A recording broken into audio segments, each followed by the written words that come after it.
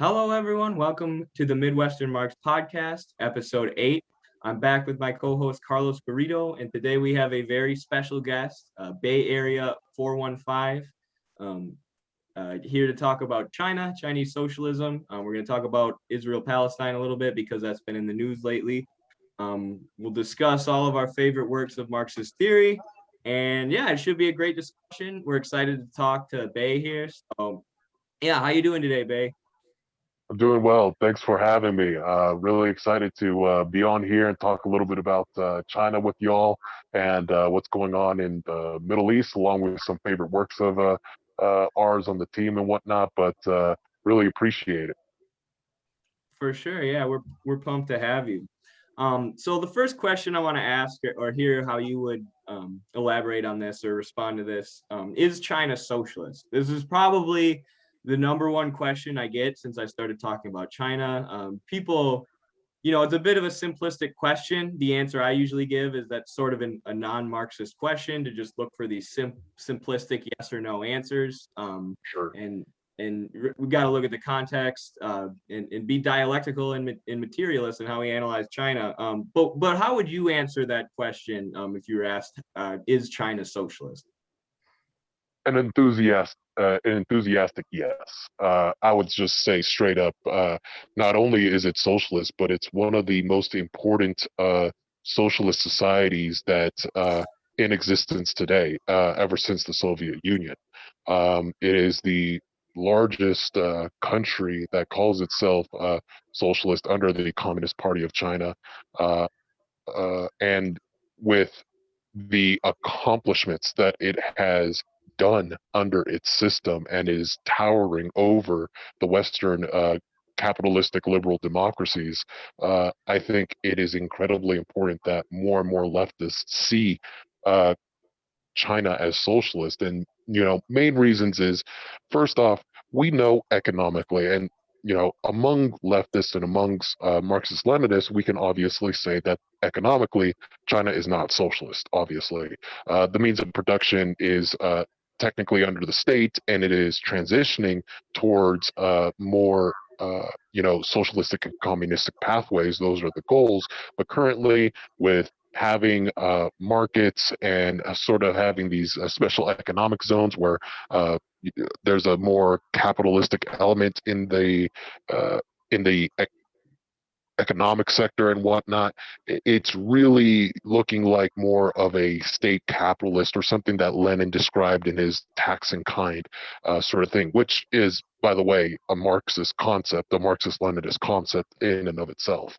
But the thing is that the major difference that Lenin points out is that the state constantly in control and the state representing the people truly does make this, despite the economy not necessarily being entirely socialist, that's where it matters, because the effort of transitioning a capitalist society into a communist society is socialism.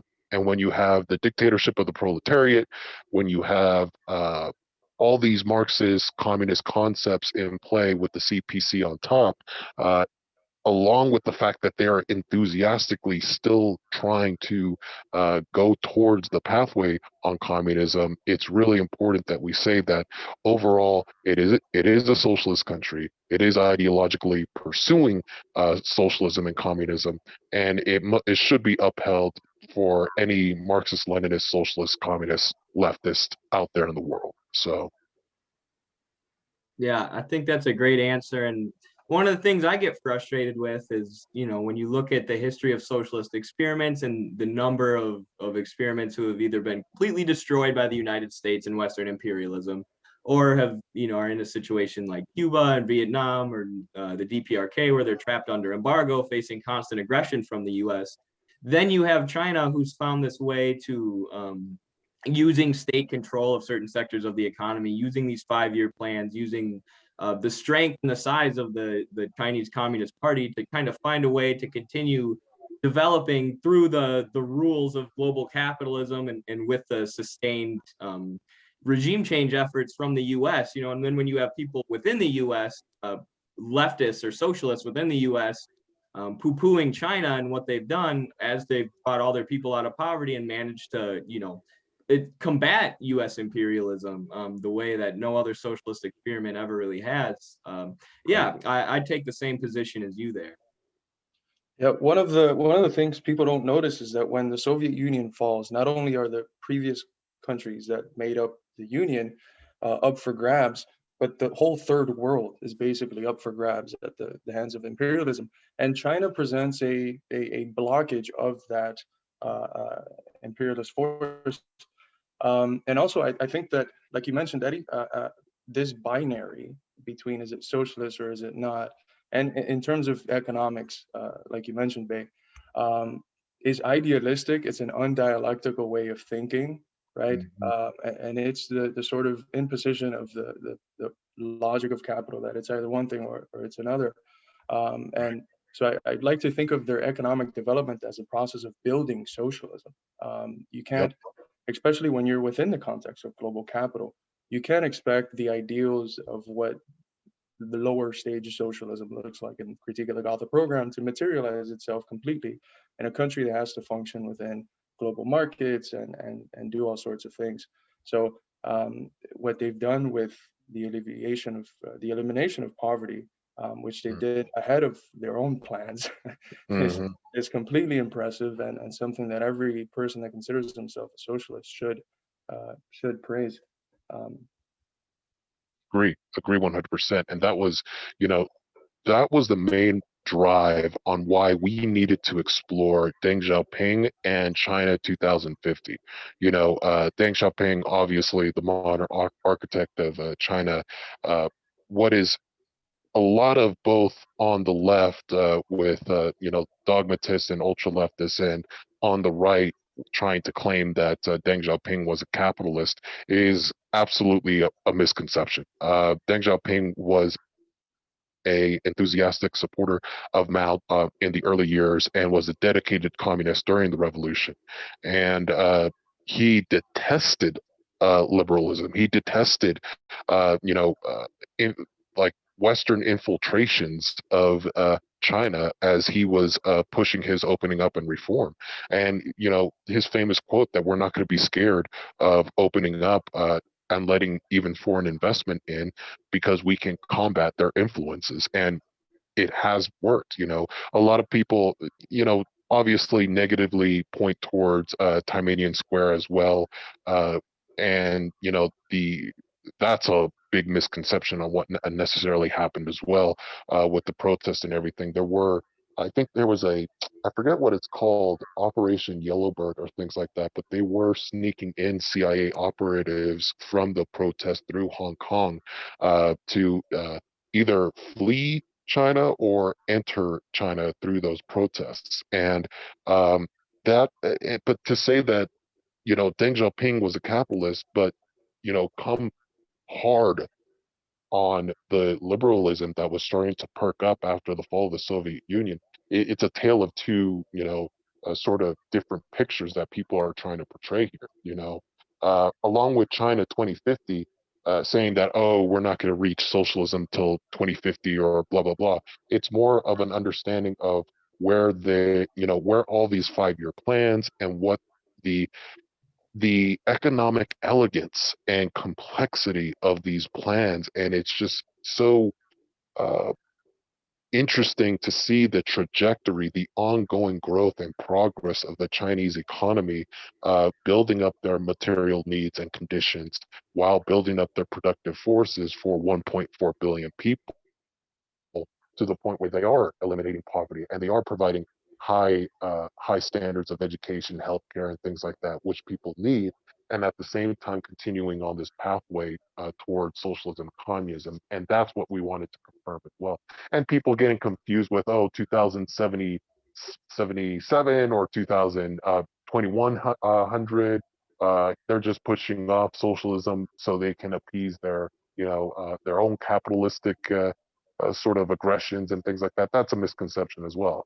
And we really tried to defeat that in showing that there's a plan with all this. All the success that we're seeing and achievements that we're seeing is planned by the CPC, and it should be more understood as this is the pathway, at least under Chinese characteristics, that socialism is going to grow, and how we on the outside, outside of China, has to really learn from and hopefully adapt to our own, societies. For sure. I was telling Carlos the other day, there's a book by David Harvey called Neoliberalism, and Deng Mm. Xiaoping is on the cover. And I was Hmm. watching David Harvey talk about capital, not to throw too much shade at David Harvey, he's probably Right, more of a force for good than he is a force for bad.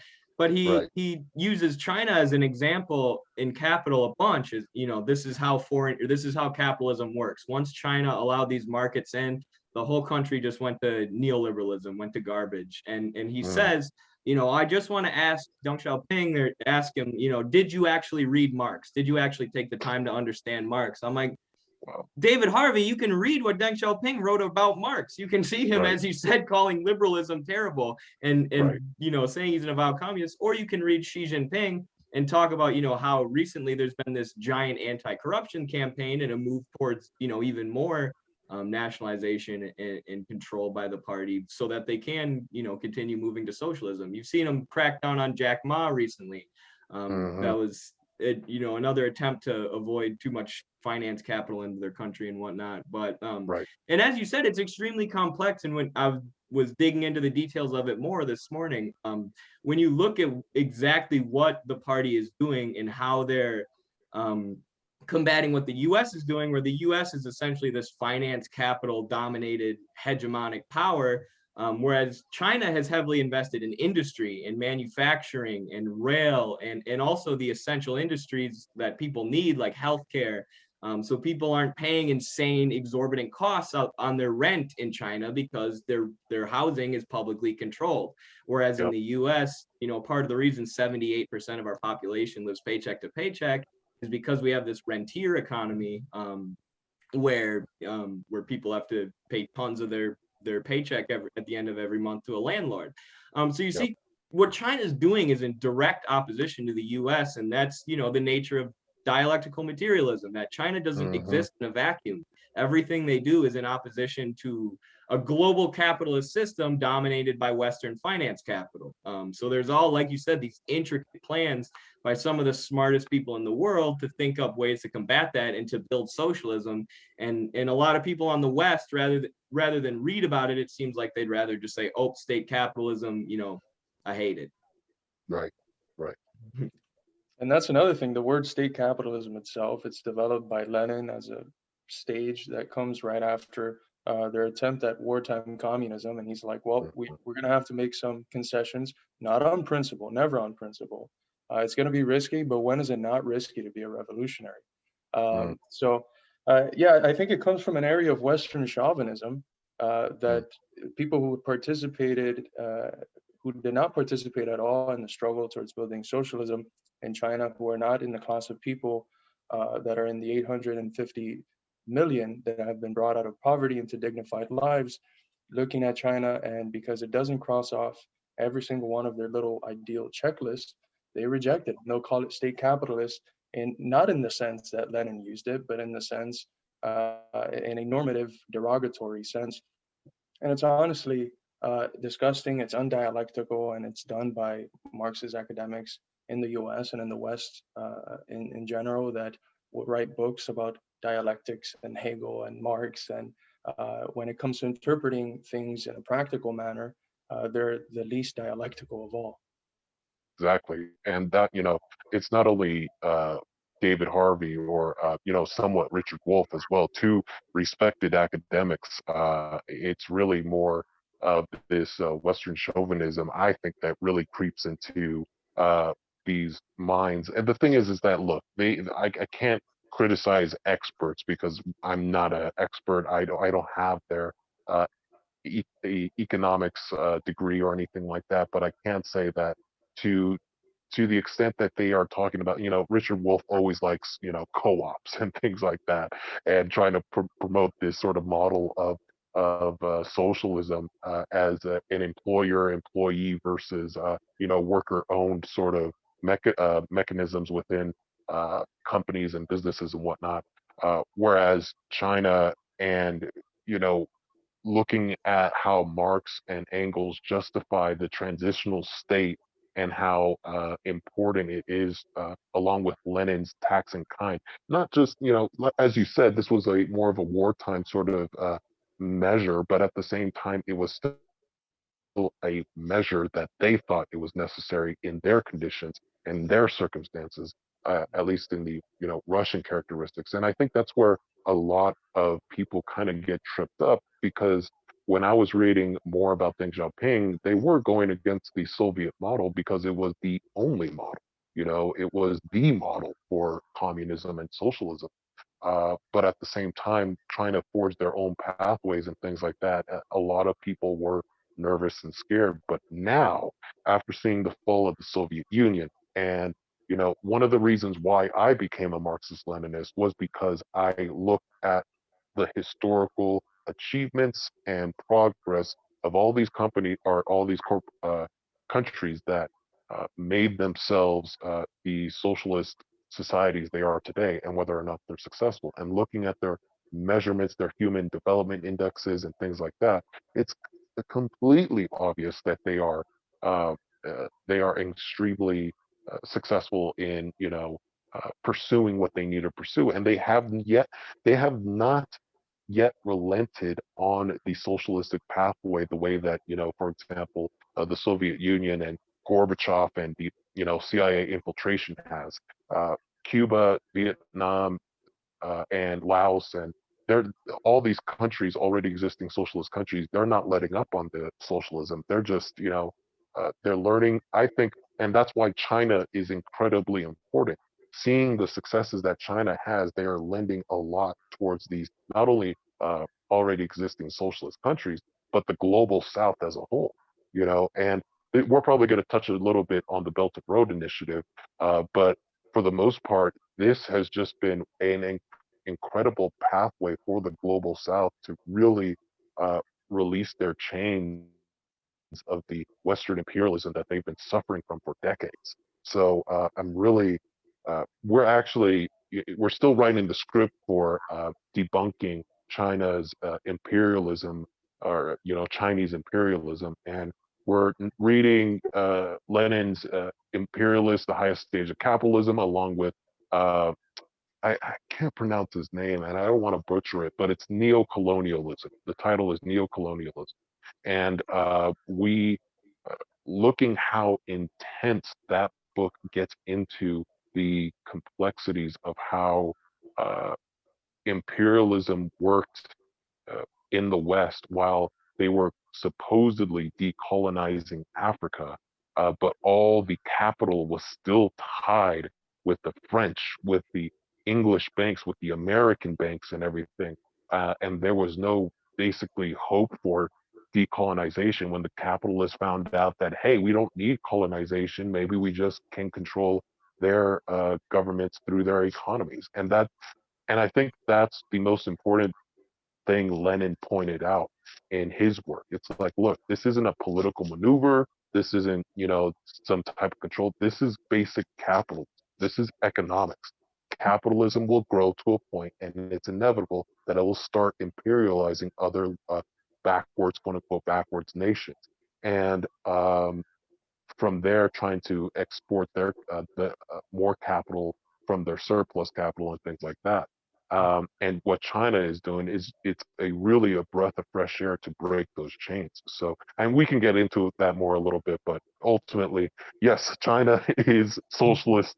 I'm still proud to say that. Economically, maybe that's a little bit of a different story, or up to debate, but overall, I would say China is definitely a socialist country. So, Nice. Yeah, Yeah. absolutely. And I like what you mentioned there. Something you hit on that I think it's quite important, and that's revolutionary for a world in which socialism is attempting to be built, which is that China realized that the Soviet model at one moment was not going to cut it for them, that they had to develop socialism out of their specific historical and contextual conditions. And this gives rise to what's now termed socialism with Chinese characteristics. And this has been fundamental in the development of socialism in other places in Latin America, and across the world. And you can argue that it has been also a driving force since it proceeds, since it comes from the 20th century, has been a driving force in what's now known as like 21st century socialism, which attempts to do something similar, although they try to detach themselves from the history of 20th century socialism. In essence, what the spirit of it is taking the material conditions of a country, the cultural, historical conditions, and trying to build socialism from there. So I think there were mistakes in that shift that China might have done, labeling Soviet Union culturally imperialist and stuff like that. But that development of of socialism with Chinese characteristics is something that's revolutionary on its own. We're able to observe that capitalism shares a similar structure but works differently in different places. Capitalism in Japan is different than capitalism in the U.S., and that's different from capitalism in Western Europe. Socialism will too. Socialism will adjust to the conditions of each place and take form in different ways according to those conditions. Absolutely. Yeah, I think we can transition then here, since we've been talking about the Belt and Road Initiative and about the conditions of the global market, as well as Chinese conditions prior to the revolution. So let's talk about sort of the new Cold War that we're seeing. So I just finished Vijay Prashad's Washington Bullets. It was a great book, and in it he highlights a CIA dossier from like the 90s or early 2000s, and they're saying China is still formulating. So in the 70s, obviously, you have China opens up and the U.S. creates relations, and you have Western investment in China. And the CIA at this point is writing, China is still formulating themselves. We don't know what they're going to become, right? We don't know if they're going to go all the way towards neoliberalism and join the global financial market dominated by Western capitalists who will eventually, control the Chinese government and this rather than the CCP. Or sorry, I think I just used the wrong name. It's CPC, right? CCP No, is what the TPC, Americans call it's it, all right? good. It Dang really it. does sink. Yeah, it's all good. Yeah. But so you see the CIA writing about them like that in the 90s, and then now you look at this new Cold War that's come about, where China seems to be public enemy number one of the United States. And we know, for sure, a huge reason is the Belt and Road Initiative, where these countries are getting financed by China, by these state-owned banks or whatever, in rather than the IMF and the World Bank too, which is I think the piece that a lot of people miss is like it's not like China's just going to all these countries and offering them loans so that these countries are then indebted to China. It's countries who have been for years held in poverty by the financial institutions, which are completely run by the West, that dominate the globe, like the IMF Right. and the World Bank. So yeah, if you just want to talk about the new Cold War, I guess we can call it, the sort of U.S. aggression and hostility towards China, their manufacturing of consent towards China, or and China's role on the globe as sort of a counter hegemonic power to the U.S. Yeah, definitely. I mean, one of the biggest reasons why we're seeing this Cold War is basically kind of a perfect storm of China's rise and Western capitalism decay. And when we see, fascism more rising on the West because of the economic decay that people are experiencing, while the government continues to suppress leftist voices, we it's really a desperation for the elites to sort of hold on to whatever wealth they have. On the other hand, seeing how China is rising to the point where they're eliminating the absolute poverty to the, that is becoming the first country in the world to ever do that in human history with their 1.4 billion population under the CPC is extraordinary. I actually tweeted this about when I was rereading Lenin's imperialism. He literally said, capitalism could have the ability to alleviate poverty, alleviate their standards of living for their people. But instead of using their surplus for that, they use it to export capital to grow their capital more and grow their surplus more. Capitalism, he literally said, capitalism will not do that. But seeing China actually invest to increase their standards of living and eradicate poverty, that I'm not saying that's obviously the one thing that makes them not capitalist, but that's a huge sign that, Lenin saw this, would see capitalism not being able to do that, yet China using their surpluses and their things uh, to alleviate the standards of living and sort of the economic situations that most people are over there. And just as a side point, I really don't like it when people just point towards like the UN. Oh, they're just using the UN dollar sort of measurement, 190. They've only increased that 25 cents, and that's why they're out of poverty. But there's multiple things wrong with that. First off, poverty alleviation commissioners don't just use income as the sole criteria to alleviate poverty. There's multiple facets on how, materially, education wise, their children, and, trying to not only lift them up from poverty, but keep them away from poverty. Not let that cycle continue. Unlike our cycles of poverty in the United States with our welfare system and everything, that just keeps people perpetually there without helping them. And along with that, I always like to compare China and India. And, the poverty situation in India is incredibly out of this world. I just don't like how, when we see images of uh, poverty in India and their uh, amount of population there, and while they are seemingly continuing to rise economically, um, but looking at China and how they are still, they're rising faster, they're helping their people better, and their cities and even the quote unquote poorest regions have all the amenities that they need to live a good life. Um, but going back to, with all that said, the Belt and Road Initiative has been a huge, uh, you know, not only to say huge in a conceptual context, but it's the largest infrastructures, the largest sort of economic plan a country has had for the world in human history.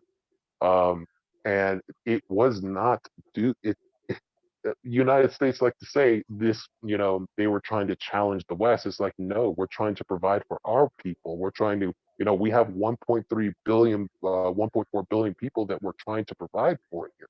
And in order to do that, we need sustainable trading. We need to get to the resources that we need to get. And if that means helping out other countries to building their ports, developing their systems, we're not going to endorse, and this is the biggest thing, we're not endorsing the governments that we trade with, that we, affiliate ourselves with.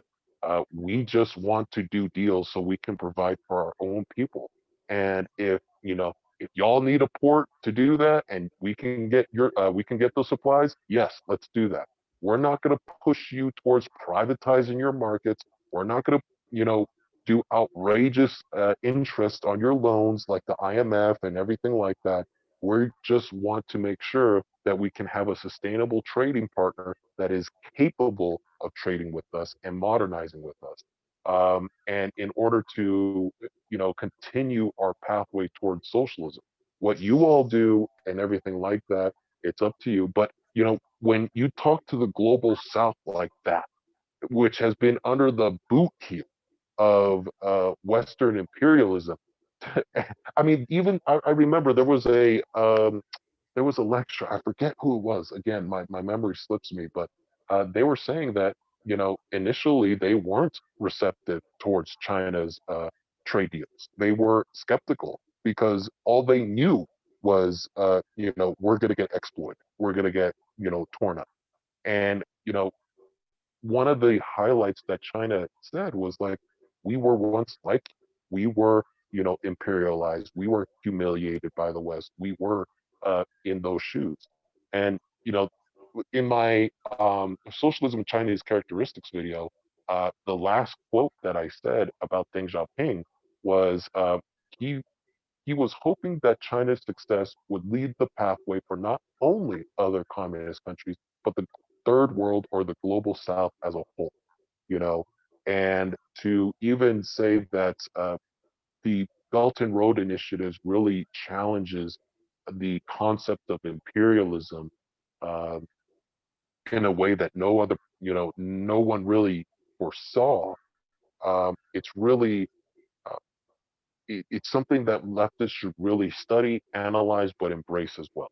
And I think especially with the global South embracing it more and more, it's really something that I think everybody on the left should respect, should support so far, but also study to make sure that it can improve the lives of other people and hopefully advance the ideology of Marxism and socialism.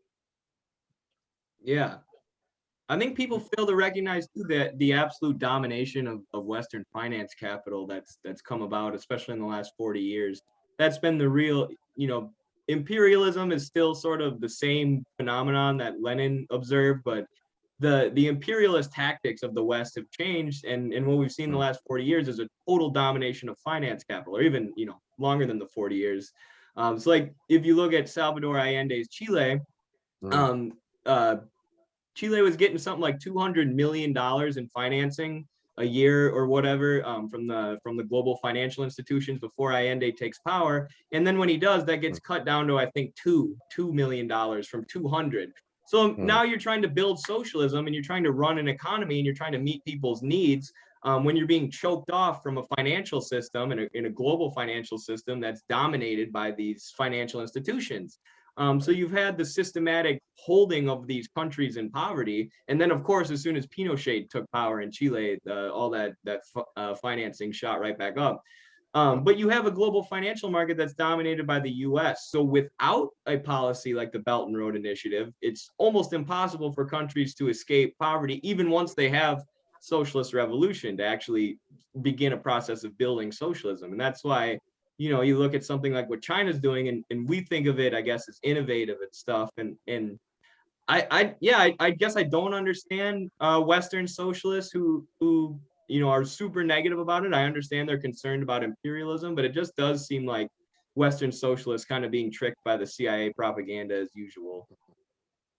And they're it's going to so it's invest. so clearly a projection.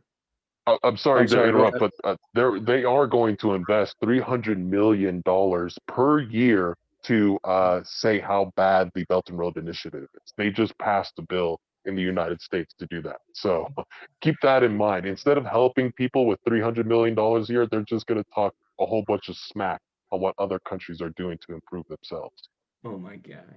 Yeah. That's insane. It's I think that a lot of it is projection, because when you see the critiques of the Belt and Road Initiative, which is it's the only time that I know of that anyone is genuinely in the spirit of solidarity, helping to build the African continent and its Hmm. infrastructure. Um, when you see the critiques, is really a projection of what the U.S. and the West has done through the World Bank and the IMF, through structural adjustment programs and stabilization programs to the whole world. Hmm. Uh, so it's a lot of projection, and that gets us to sort of our next topic, which is what role do you see the acceptance of these propaganda campaigns by those who call themselves socialists or communists in the West? Uh, how important is it to reject this narrative, which I like to call, when we accept it, a left delegitimization campaign of Hmm. socialist experiments? So, how important do you see the task of socialists that are living within the empire at critiquing this propaganda and at supporting, albeit at times critically, socialist experiments and experiments that are trying to be autonomous outside of the rule of Western capital? Sure. I think it's obviously incredibly important, but we also have to admit that there are going to be opportunists and even outright what do you oh, outright rats, I guess you can say, outright, people that are working for the establishment infiltrating our ranks, that will be promoting this propaganda and will try to push these talking points on unsuspecting leftists and things like that. I mean, it's incredibly important to not only combat the propaganda in, the authentic left, I would say, but also the uh, also to combat the infiltration that we may be facing for those pretending to be leftist, or to use this as an opportunity to promote themselves, to talk bad about China and things like that. It's a dangerous game, because if we allow this propaganda and infiltration to win, then this means going into a Cold War, as we were talking before. This is a very, not only armies fighting, but nuclear annihilations and things like that in our minds. It's i- if the Western left truly needs to shed their chauvinism and truly needs to shed their biases in order to see that there are other systems and other places that really don't see this as an authoritarian dystopic, dictatorship that ruins people's lives. Rather, actually looking at the science and looking at not only, what is coming out of their own state media or their statistics and things like that, but actually seeing what other people are talking about. I mean, just yesterday, Radio Free Asia, not, obviously a branch of the CIA, came out saying that Uyghurs, a source, not even describing the source, a source said that Uyghurs were forced to celebrate dancing around on the, I think I forget the Ed, the holiday. I forget how it's pronounced. I don't know how to pronounce it either. I know what you're talking about though. Yeah, but they were dancing, they were celebrating and everything like that. And then all of a sudden, the Chinese authorities forced them to celebrate. It's just laughably horrible how far the propaganda will go. But we have to realize that they have a platform built on so much capital, so much financing, and it's going to influence some people, as ridiculous as it may be.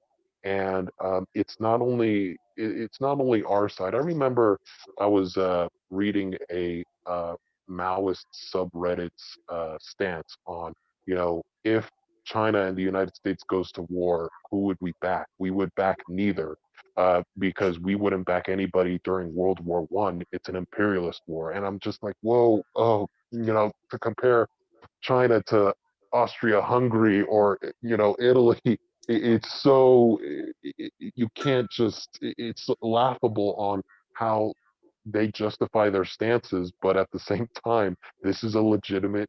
Uh, they're trying to be a legitimate portion of the left, but with an analysis like that, I mean, I know a lot of people got in trouble for saying on that, from this ultra stance, saying that Cuba was just a sugar colony for the Soviet Union, and it's just a terrible way of seeing and analyzing socialist countries like that in order to push this very ideologically pure standard of socialism. So we not only have to face the CIA's platforming, but we also have to face these other ideologies on the left that really try to be legitimate, but say very outrageous things like that, and just try to convince people through these talking points as well. So we're fighting sort of a two-front battle, but we have truth and statistics and everything on our side to really show that both of these are just paper tigers. So That's awesome. Yeah, I kind of forgot what I was going to say next. You have anything, Carlos? Well, yeah, that it's sometimes easy to forget that there's not just money going into a direct opposition. There's money going into creating a opposition that seems like it comes from our spaces.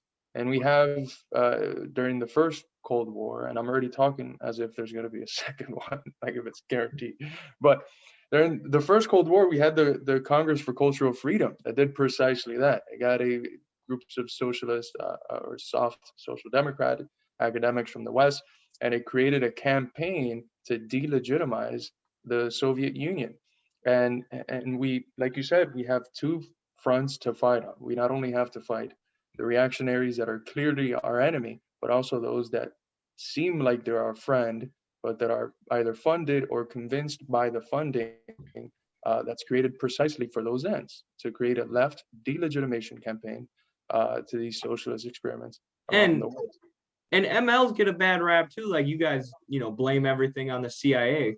Like you were just saying, a bill just passed, spending millions of dollars to badmouth China's economic programs. Like there are millions and millions and millions of dollars being pumped into pushing propaganda, right? So like Right. people are like, how could they fake an entire genocide, right? How could the U.S. media fake an entire genocide in Xinjiang? I'm like, they've done it multiple times. Every single Right. time we invade a different country, there's some heinous human rights abuse with very limited evidence other than blurry satellite images, and then the US uses that as justification to destroy an entire country.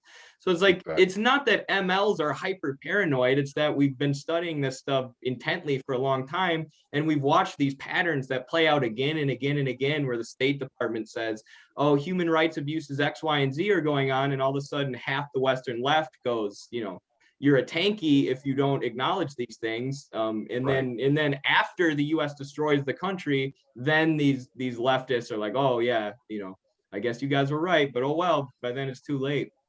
Right. And that's the most frustrating part. When we do face legitimate voices that buy into this propaganda, but they don't realize how deep and complex this propaganda has been. Not only historically, what frustrates me is that these operations are now open to the public, declassified documents, and we know that, from JFK trying to plot a terrorism attack in Miami and blame the Cubans, all the way to trying to uh, like billions of dollars were sent to Gorbachev to win the election so they can continue to delegitimize the Soviet Union. I mean, uh, I remember there was a tweet. I really want to look into this on how uh, the CPC was actually kind of going through the same thing in the early 2000s and the late 90s with a lot of American infiltration in the party. However, the CPC was able to hack into the CIA's mainframe and not only discover who was who in the CPC, who was a CIA operative, but they discovered that 21.3 million people work for the CIA worldwide. 21 million people. And it's just like they are everywhere. It is more intense than we think. I mean, I think this wasn't even like a leftist source. This was from The Economist admitting this. This is not a conspiracy theory. And they discovered 21.3 million people that were at least under the guise of the CIA, whether they were being paid or actually coming from the CIA themselves.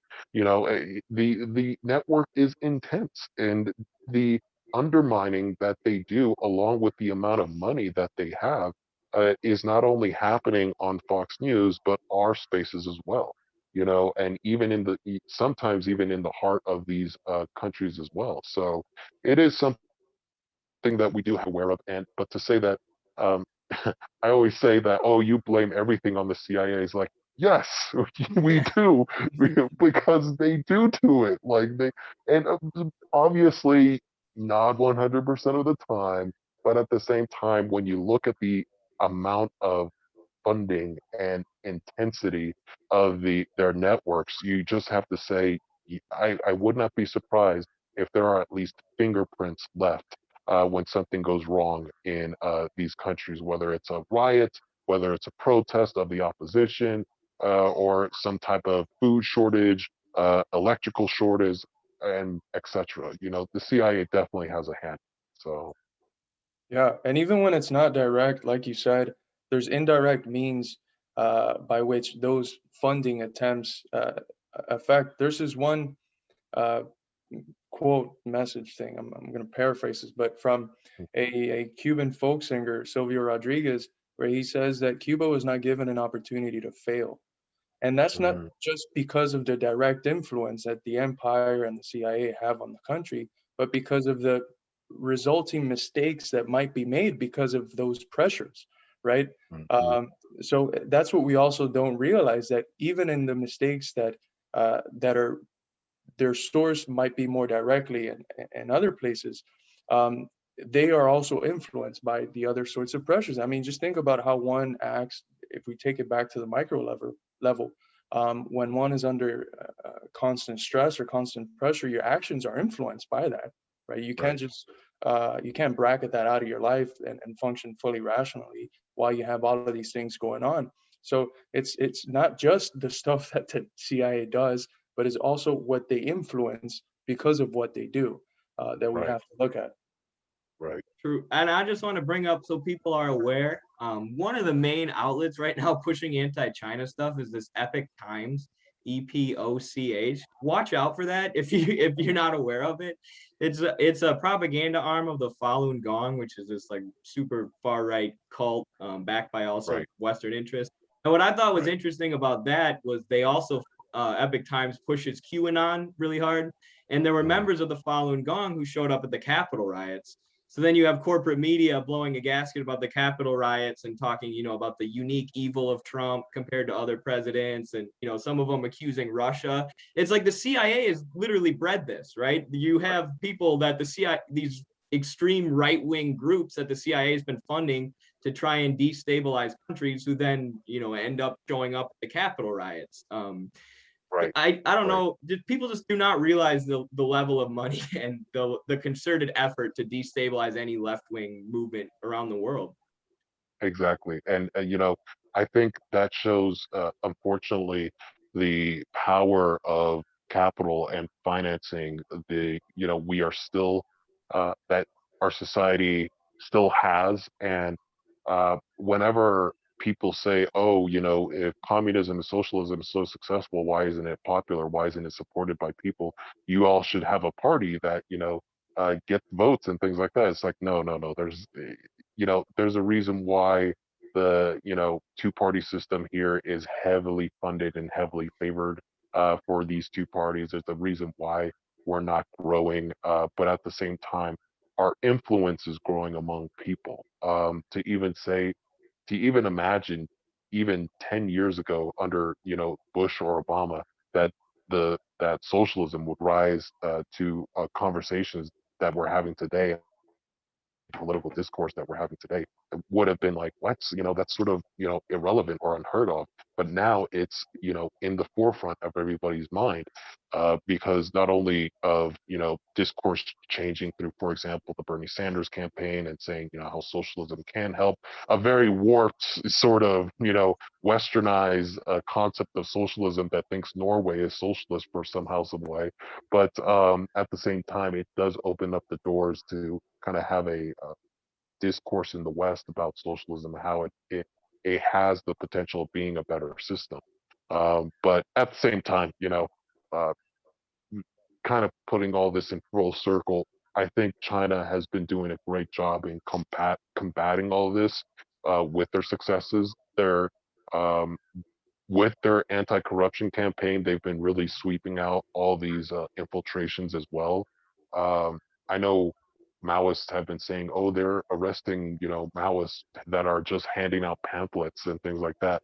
But I actually had a meme that that say that, quote, "They are just pamphlets, but they are actually, almost pseudo conservative talking points that are anti-union, for the destabilization of the CPC, and just causing a ruckus rather than actually helping workers themselves.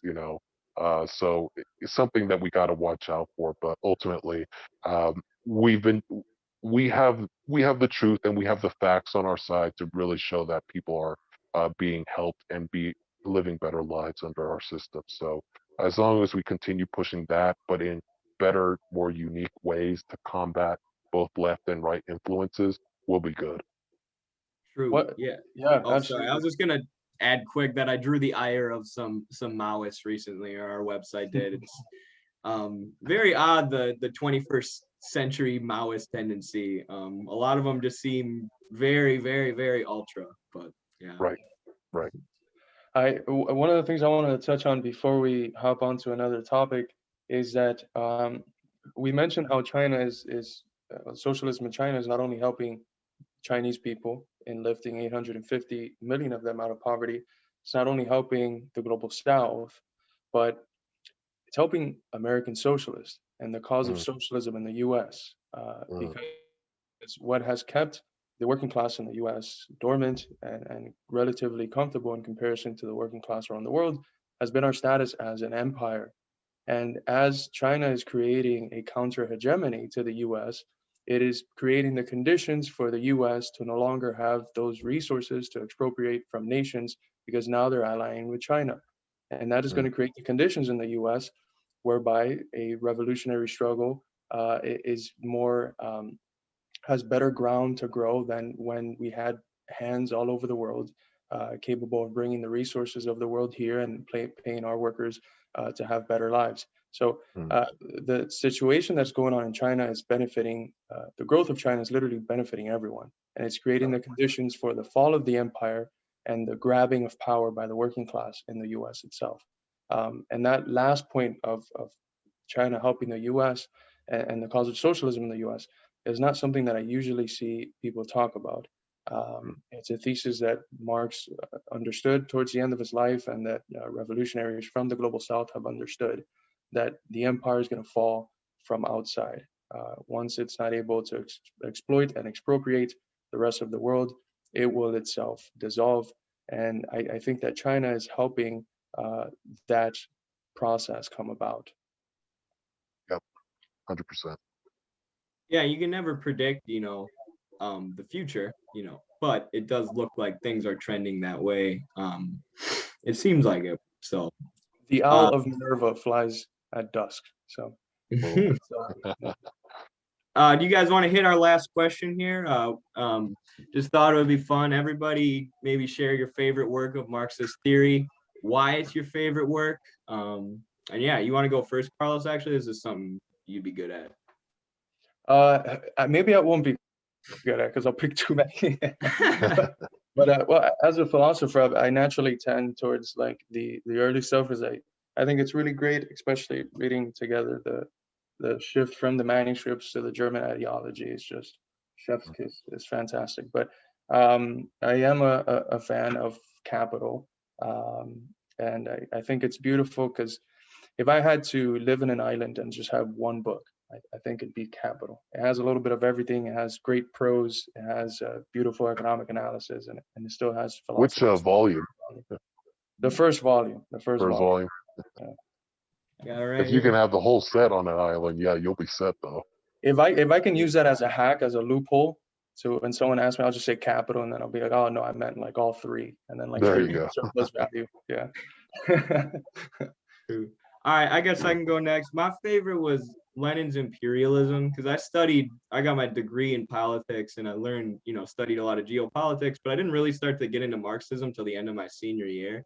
And when I read that book, after studying the world for so long and the US's role in the world, I was like, everything clicked for me. I'm like, oh, so you're telling me this guy predicted everything that was going to happen in 1917, where, capitalists monopolize and export their capital overseas. So that kind of made me realize, the usefulness of theory, and when you apply Marxist theory to the real world, how it's really illuminating for why things happen. Most definitely. And if I'm going to jump in, I think my favorite works is actually one of the main reasons why I became a Marxist-Leninist was Stalin, Stalin's Foundations of Leninism. I think Stalin has really a way with words, I guess, for me, that's pretty direct. But the way he described how Leninism functioned, especially for me, back in the day that I was just sort of a ambiguous socialist, not really knowing the differences between socialistic ideology, other than trying to help workers take over the means of productions, and how bad capitalism is. That the Foundations of Leninism really set the stage on why it is incredibly important for the state to mobilize and be used for the people. For any sustainable revolution to just be successful overall. And for me, that's what made me differentiate between anarchists and their ideological or their idealism, and the Maoists or ultra leftists that were really trying to eye for this idealism that just wasn't dialectical or down to earth. So Everybody says read State and Revolution, but I say, if you really want to be a communist, really want to be a Marxist, read The Foundations of Leninism. Yeah, I like that you recommend Stalin there. For me, I almost feel like ashamed to say it to people in the West, even in left or socialist circles. Dialectical and Historical Materialism by Stalin was one of the first books that actually helped me start understanding dialectics. And I always recommend On Contradiction to people when they want to understand dialectics. But that book is great. Like you said, not that Stalin wrote a lot of super innovative stuff, but he has a very direct way of explaining these very complex concepts in Marxism. So I think he's definitely worth reading, especially if you're new to Marxist theory. Most definitely. Yeah, it's you can't bring up Stalin anywhere. They'll call you crazy, but he does have a lot of helpful works. His expansion on nations' right to self-determination and it's just absolutely and the economic plans, the 5-year plans are great towards understanding what was the first, I guess, real socialist experiment. Right. How was it working? What were the attempts that they made? What can we learn from it? So yeah, read everyone. I encountered a professor once who called himself a Marxist, but I brought up Stalin for some reason. I don't know. He was like, "Oh, don't even bring that name up." I was Wow. like, "Come on, we gotta at least be able to talk about it." And I was going Right. to say, W.D. Du Bois, W.E.D. Du Bois did a lovely, I think, epitaph or something really praising Stalin. His speech was phenomenal.